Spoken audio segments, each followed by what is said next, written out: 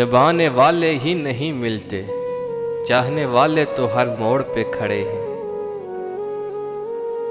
मौत से पहले भी एक मौत होती है, देखो जरा अपनी मोहब्बत से जुदा होकर।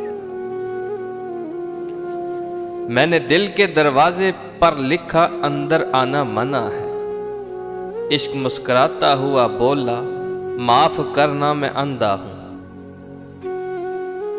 किसी के बिछड़ने से कोई मर नहीं जाता, हाँ मगर जीने के अंदाज बदल जाते हैं।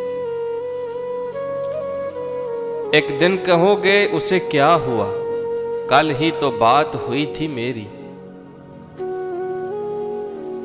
गले मिलना या ना मिलना तेरी मर्जी है, लेकिन तेरे चेहरे से लगता है तेरा दिल कर रहा।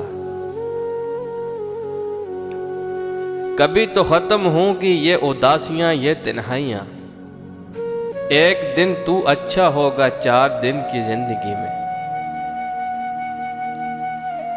आ बैठ मेरे सामने तुझसे कलाम करें, लफ्ज एक न बोलूं, जिंदगी तेरे नाम करूं। मुझ पर गुजरी तो मैंने जाना ये, क्यों लटकते हैं लोग पंखों से। खिड़की में रोज बैठ के करता था गुफ्तगू, कल शब मेरा वो दोस्त परिंदा भी मर गया। ये मकाफात अम्बल है, रुलाया है तो रोना भी पड़ेगा।